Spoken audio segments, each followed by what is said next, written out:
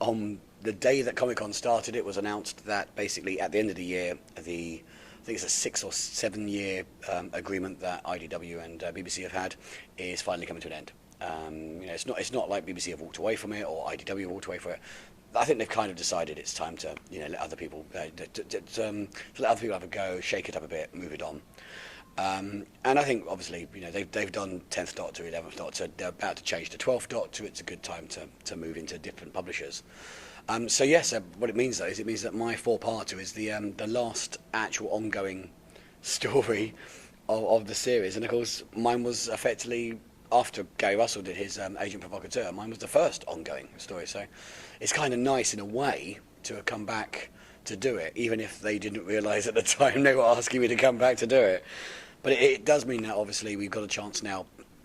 We've written the first one, it's done, and the second one's been written but not drawn.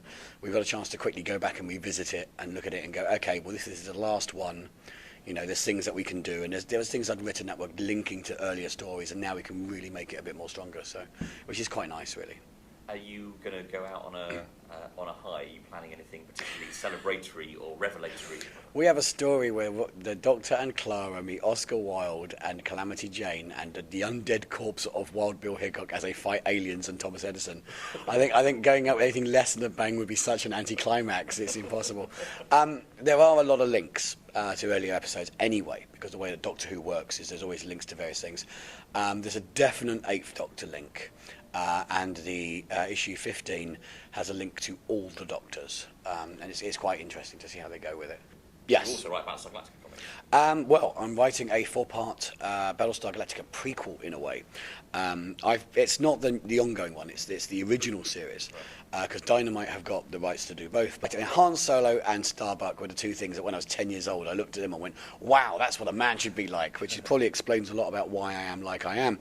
But the thing about Starbuck was he was an enigma, because you knew Apollo was Adama's son, you knew that's the things about him, but Starbuck was this guy who you never met his mum and dad, you never learned about his dates. I mean, he didn't even have a birthday, and it's only when you sort of go in the series you realise that there was this big attack when he was like about 5 years old, and he was found wandering around amnesiac. No one knew where his parents were. Later on you find out that Fred Astaire was his dad. Not actually Fred Astaire, but Starbuck dances.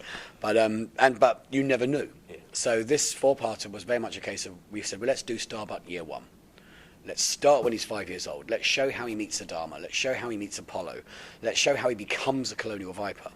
Oh, it's Cylons and Vipers, and there's bad guys in the series who might not be bad guys in this because it's beforehand, and there's little things like that. I get to play with some stuff that is always hinted at. Starbuck had this thing, he'd always be going, oh, my training officer used to say. So you meet the training officer, and you see, you learn why Starbuck smokes, you learn why he gambles and things like that. Dirk was here this weekend, and I tried to get to see him, but he was literally for like 10 o'clock till 12 o'clock one day. He was doing a thing at the Mattel booth. And that was it, really. But I'm sure down the line, I'll bump into him, and he'll probably go, "That's not how I saw Starbuck," and he'll just start punching me in the face or something. I have the Gloom. So what have you presented with the Gloom at Comic-Con this year? Well, basically, the Gloom was an MTV comic. It was the first comic that me and Dan Boltwood ever did together. And MTV in 2011, we did a serialization on their website of the Gloom, and it's like 2 years later we finally got it collected and we've got it done by Arcana. And so this isn't the cover that will be in the shops. This is the special limited edition convention copy.